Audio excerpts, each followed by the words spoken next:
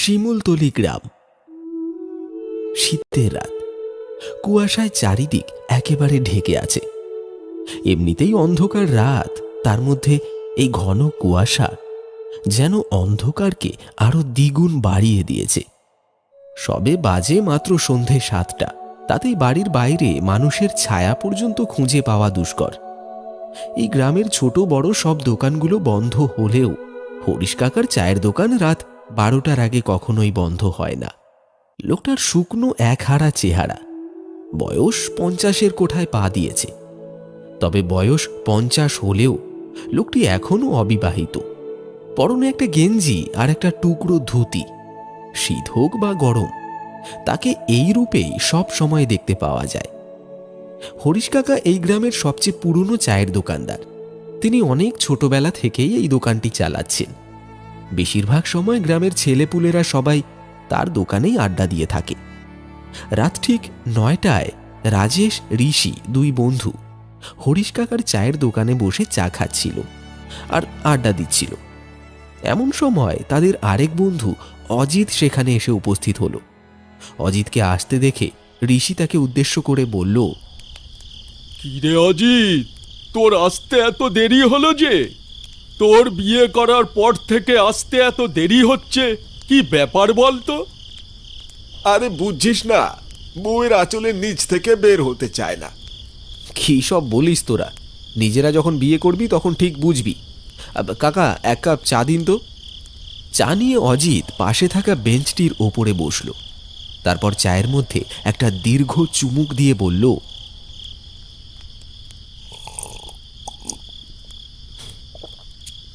আহ, হরিশ কাকা, চাটা কিন্তু বেশ বানিয়েছো। হরিশ কাকার চা বরাবরই খুব ভালো হয়, সেটা সবাই জানে। তুই কথা ঘোরাচ্ছিস কেন সেটা বল। তুই বউকে বেশি ভয় পাস নাকি ভূতকে? বউকে তো ভয় পাই না, বাকি থাকলো ভূত। সেটাকে তো কোনোদিন চোখেই দেখিনি, শুধু গল্প আর কাহিনীতেই শুনেছি। তা বেশ বলেছিস অজিত, আসলেই আমরা তো কেউই কখনো ভূত দেখিনি, তাহলে ভূতের কথা শুনলেই এত ভয় লাগে কেন? হ্যাঁ, ঠিক বলেছিস। আচ্ছা হরিশ কাকা, আপনি কি কখনো ভূত দেখেছেন? বিয়ে কেন করেননি সেটা জিজ্ঞাসা করলে তো আপনি কিছুই বলেন না, কিন্তু ভূত দেখলে সেটা অবশ্যই আপনাকে বলতে হবে। হ্যাঁ কাকা, শোনান না একটা ভূতের গল্প। ঠিক আছে, তোমরা যখন এত করে বলছো তাহলে আজ তোমাদের একটা ভূতের গল্প শোনাবো আর ভূত দেখাবো। আমার যখন 10-12 বছর বয়স, তখন আমার বাবা মা দুজনেই একটি সড়ক দুর্ঘটনায় মারা যায়। আপন বলতে আমার এই পৃথিবীতে কেউ ছিল না। প্রথমে লোকেদের বাসায় চেয়ে চেয়ে খাবার খেতাম। কেউ খাবার দেয়, আবার কেউ দূর দূর করে তাড়িয়ে দেয়। তারপর ভাবলাম কাজ করব, কিন্তু ছোট বলে কেউ কাজ দিত না। বাবার দেওয়া ছোট্ট একটা বাড়ি ছাড়া আমার আর কিছুই ছিল না। এরপর আজ আমি যেখানে দাঁড়িয়ে আছি সেখানে একটা টেবিল আর একটা টুল নিয়ে চা বিক্রি করতে লাগলাম। সাথে স্কুলের পড়াশোনাও চালিয়ে যেতে লাগলাম। সকালে চা বিক্রি করে স্কুলে যেতাম, আবার স্কুল শেষ করে দোকানে বসতাম। অত্যন্ত অসহায় মানুষগুলো যে নিজের চেষ্টায় কিছু করতে পারে, সেটা এই নিষ্ঠুর সমাজকে আমি দেখিয়ে দিতে চেয়েছিলাম।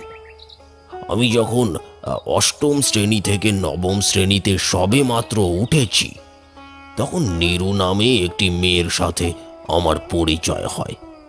পরিচয় বললে ভুল হবে, মেয়েটি আমার সাথে একই স্কুলে পড়তো। আমি সেদিনের আগে মেয়েটির দিকে হয়তো কখনো খেয়াল করে দেখিনি। নীরুও আমার মতন অত্যন্ত অসহায় ছিল। তার মামাই তাকে ছোট থেকে বড় করেছে। সেদিন মেয়েটি আমার দোকানের সামনে দাঁড়িয়ে আমাকে একটা ডাক দিল। এই যে শুনছো? তার দিকে চোখ পড়তেই আমার বুকের ভেতরের মেশিনটা যেন হাই স্পিডে ঘুরতে লাগলো। তার ঘন কালো চুলগুলো মুখের ওপর দুলছিল, আর তার ভ্রুর মাঝখানের টিপ যেন তার সৌন্দর্যকে আরো বাড়িয়ে দিয়েছিল। আমাকে ডাকছিলে? হ্যাঁ, বলছিলাম স্কুলে যাবে না? চলো দুজনে একসাথে যাই। আমি যেন এমন একটা প্রস্তাবের জন্য প্রস্তুত ছিলাম না, তাই আমতা আমতা করে নীরুকে বললাম। হ্যাঁ হ্যাঁ, যাব। ঠিক আছে, চলো যাই। এতটাই অবাক হয়েছিলাম যে দোকান খোলা রেখেই নীরুর সাথে সেদিন স্কুলে চলে যাই। এরপর থেকে নীরু প্রতিদিন সকালে আমার চায়ের দোকানে আসতো। দোকানে বসে এক কাপ চা খেয়ে তারপরে আমাকে সঙ্গে নিয়ে স্কুলে যেত। ধীরে ধীরে আমাদের মধ্যে একটা প্রেমের সম্পর্ক তৈরি হয়। আমি নীরুকে যতটা না ভালোবাসতাম, নীরু আমাকে তার চেয়ে অনেক বেশি ভালোবাসতো। জানো তো হরিশ, তোমার হাতের চায়ে জাদু আছে। তুমি এই গেঞ্জি আর ধুতি পরে যখন চা তৈরি করো, তখন তোমাকে দেখতে না দারুণ মিষ্টি লাগে। সব সময় এরকমই থেকো। আমাদের দিনগুলো বেশ ভালোই কাটছিল। স্কুল শেষ করে আমি কলকাতা বিশ্ববিদ্যালয়ে চান্স পাই। ভালো একটা চাকুরির আশায় চলে গেলাম কলকাতায়। নীরুও দ্বিমত করেনি, সেও চেয়েছিল আমি ভালো একটা চাকুরি করে তারপর তাকে বিয়ে করি। এখন যেরকম ফোন আছে, তখন তো আর ফোন ছিল না। আমরা মাঝে মধ্যেই চিঠি আদান প্রদান করতাম। পড়াশোনার চাপে 1 বছর গ্রামে আসতে পারিনি। 1 বছর পরে যখন বাড়িতে ফিরলাম, পথে আমার সাথে দেখা হয় রঘুর। রঘু আমার বাল্য বন্ধু, একসঙ্গেই পড়াশোনা করেছিলাম আমরা। রঘু আমাকে দেখেই বলল, আরে কিরে দোস্ত, কেমন আছিস? এই তো রে, ভালো। তারপর তোর কি খবর বল? আমি ভালো আছি। আচ্ছা দোস্ত, তুই কি নীরুর বিষয়ে কিছু শুনেছিস? আমি তো এখন নীরুর বাড়ি যাচ্ছি। 3 মাস থেকে অনেক চিঠি লিখেছি, কিন্তু সে চিঠির কোনো উত্তর দিচ্ছে না। আরে নীরুর তো বিয়ে হয়ে গেছে পাশের গ্রামের প্রধানের ওই পাগল ছেলেটার সাথে। আর কি কি বলছিস তুই? এই না না না, তুই ভুল কিছু শুনেছিস। আমি এক্ষুনি যাব নীরুর কাছে। আরে হরিশ, আমার কথা তো শোন। আরে দাঁড়া হরিশ, দাঁড়া, আমার কথাটা শোন। রঘুর কথা শুনে আমার মাথায় যেন আকাশ ভেঙে পড়ল। আমার নিঃশ্বাস যেন বন্ধ হয়ে আসছিল। গ্রামের রাস্তা সন্ধে হয়ে এসেছে, আশেপাশে কোনো গাড়ি ঘোড়াও নেই। আমি পাগলের মতন দিশেহারা হয়ে নীরুর শ্বশুর বাড়ির দিকে ছুটলাম। আর বারবার একটা কথাই ভাবছিলাম, নীরু আমার সাথে এটা করতে পারলো? সে তো আমাকে ভালোবাসতো, তাহলে এমন কেন করলো? ছুটতে ছুটতে আমি গ্রাম প্রধানের বাড়ির সামনে এসে দাঁড়িয়ে পড়লাম। দাঁড়িয়ে দাঁড়িয়ে ভাবতে লাগলাম, আমার কি ভেতরে যাওয়াটা ঠিক হবে? না, ওর তো বিয়ে হয়েছে। এখন যদি আমার কারণে আবার শ্বশুর বাড়িতে কোনো গন্ডগোল বাঁধে। অনেক ভেবে আমি সিদ্ধান্ত নেই ফিরে যাব।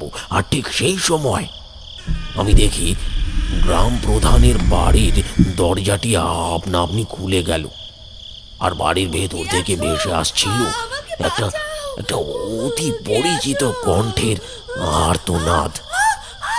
হরিশ, হরিশ, তুমি কোথায়? আমি তখন বাড়ির ভেতরে যাওয়া থেকে নিজেকে আর আটকে রাখতে পারলাম না।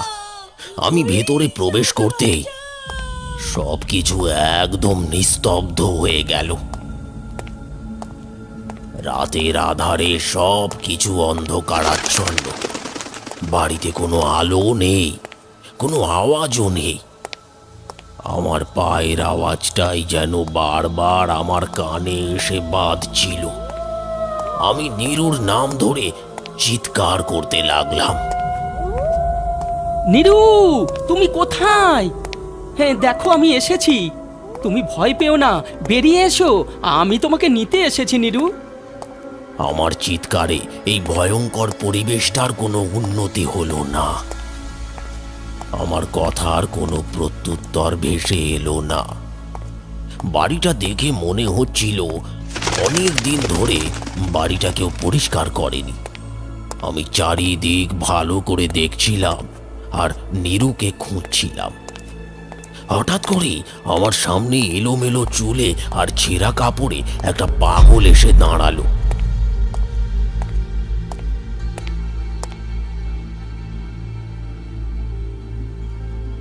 তারপর সে বলল, চলে যায় চলে যায় চলে যায় এখান থেকে চলে যা, নইলে তুইও বাঁচতে পারবি না, তুইও বাঁচতে পারবি না। হঠাৎ এমন কিছুর জন্য আমি একদমই প্রস্তুত ছিলাম না। ভয়ে যেন আমার গলা শুকিয়ে গেল আর আমার শরীর ঘামতে লাগলো। পাগলটি কথাগুলো বলে ভয়ঙ্কর একটা হাসি দিয়ে ও অন্ধকারের মাঝে হারিয়ে গেল। আর আমি ঠায় দাঁড়িয়ে রইলাম সেইখানে। আমি শেষবারের মতন নীরুর নাম ধরে আবার ডাকলাম। নীরু, নীরু, তুমি কি এখানে আছো? নীরু, কিন্তু আমি তো স্পষ্ট শুনেছি নীরুর আওয়াজ। সে সাহায্যের জন্য চিৎকার করছিল। তাহলে কি আমি ভুল শুনেছি?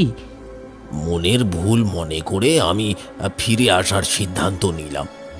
আমি ফিরেও আসছিলাম, কিন্তু হঠাৎ করে কেউ পেছন থেকে আমার হাতটি টেনে ধরল। আমি সাহস পাচ্ছিলাম না পেছনে তাকানো। তারপরে নীরু মনে করে সাহস জুগিয়ে আমি পেছন ফিরে তাকালাম। আর তারপরে যা দেখলাম তা দেখে আমি ভয়ে মাটিতে পড়ে যাই। নীরু, তুমি? তোমার এ কি অবস্থা? তোমার এই অবস্থা কে করেছে? বলবো হরিশ, আজ তোমাকে সব বলবো। তোমাকে সব বলবো বলেই তো তোমার পথ চেয়ে বসেছিলাম এতদিন। আজ থেকে প্রায় 7 মাস আগের ঘটনা। আমি সেদিন পোস্ট অফিস থেকে তোমার চিঠি নিয়ে বাড়ি ফিরছিলাম। পথে আমার সাথে দেখা হয় গ্রাম প্রধানের। আই মেয়ে, শোনো। হ্যাঁ বলুন। তুমি কার মেয়ে? কাঠমিস্ত্রি মহেশ আমার মামা হন। আমি তার বাড়িতেই থাকি। আচ্ছা, ঠিক আছে, যাও মা। আমি বাড়ি ফিরে আসি। পরের দিন কলেজ থেকে বাড়ি ফিরতেই মামা আমাকে বলল, শোনো নিরুমা, আমি পাশের গ্রামের গ্রাম প্রধানের ছেলের সাথে তোমার বিয়ে ঠিক করেছি। যদিও ওনার ছেলের মাথায় একটু সমস্যা আছে, কিন্তু ওনাদের অনেক টাকা পয়সা আছে মা। তুমি অনেক ভালোই থাকবে। তোমার জন্য বিয়ের আগেই তারা 10 বিঘে জমি লিখে দিয়েছে, আর বিয়ের যাবতীয় খরচা ওনারাই করবেন। আশা করছি তুমি আমার উপরে আর কোনো কথা বলবে না। তুমি তো জানো মা মারা যাবার পরে বাবা আর একটি বিয়ে করে। সৎ মায়ের অত্যাচারের থেকে বাঁচাতে মামা আমাকে তার বাড়িতে নিয়ে এসে নিজের মেয়ের মতোই ভালোবাসা দিয়ে বড় করেছে। তাই আমি কিছুই বলতে পারিনি। পরের দিন আমার বিয়ে হয়ে গেল গ্রাম প্রধানের পাগল ছেলেটির সাথে। বিয়ের দিন রাত থেকেই শুরু হলো আমার ওপর অমানবিক অত্যাচার। পশু নামক গ্রাম প্রধান আমার ওপর জবরদস্তি করত। রোজ রাতে আমাকে তার কাছে থাকতে হতো। সে আমাকে বিভিন্নভাবে নির্যাতন করত। এই যে দেখছো আমার মুখে কালো কালো দাগ, জানো একদিন তোমার একটা চিঠি পেয়েছিল আমার বিছানার নিচ থেকে। তারপরেই সে আগুন দিয়ে এভাবে আমার মুখ পুড়িয়ে দিয়েছে। আর আমার পাগল স্বামী এইসবের কিছুই বুঝতো না। সে এইসব অত্যাচার সহ্য করতে না পেরে একদিন রাতে আমি গ্রাম প্রধানের দুধের গ্লাসে বিষ মিশিয়ে তাকে মেরে ফেলি, আর নিজেও সেই বিষ পান করি। আর আমিও চলে যাই এই কষ্টের জীবন ত্যাগ করে। আমি অনেকবারই তোমাকে সব কিছু জানাতে চেয়েছি, কিন্তু জানাতে পারিনি। আমার জীবনটা তো নষ্ট হয়েছে। আমি চাইনি তোমার জীবনটাও নষ্ট হোক। তুমি আমাকে ভুল বুঝো না। আমি তোমাকে অনেক ভালোবাসি, আর আমি তোমাকে ঠকাইও নি। কথাগুলো বলে এক বুক কষ্ট নিয়ে সে কোথায় যেন হারিয়ে গেল। তবে এখন সে রোজ আসে আমার কাছে। আমরা দুজনে আগের দিনের মতোই চা খাই, গল্প করি, তারপর আবার সে চলে যায়। আমি অনেক ভালো চাকুরি করতে পারতাম, কিন্তু করিনি, কারণ আমার হাতের চা নীরুর ভারী পছন্দ। আমার অনেক পোশাক আছে, কিন্তু আমি সারা জীবন শুধু নীরুর জন্য এমন পোশাক পরে থাকি, কারণ তাকে আমি এখনো খুব ভালোবাসি। হয়তো তোমাদের বিশ্বাস হবে না বা আমাকে পাগল মনে করতে পারো, তবে আজ তোমাদের সেটাও প্রমাণ দেব। তোমরা ওই ওই ওই পাশের গাছটির পেছনে গিয়ে লুকিয়ে থাকো। নীরুর আসার সময় হয়েছে, একটু বাদেই সে আসবে। হরিশ কাকার কথা মতো তারা গাছটির পেছনে গিয়ে লুকিয়ে থাকল। খানিকক্ষণ বাদে দেখা গেল সুন্দর একটি মেয়ে হরিশ কাকার চায়ের দোকানে এসে বসেছে। তারপর তারা দুজনে চা খেতে খেতে অনেকক্ষণ গল্প করল। তারপর মেয়েটি কোথায় যেন মিলিয়ে গেল। সত্যিকারের ভালোবাসা এরকমই সুন্দর হয়।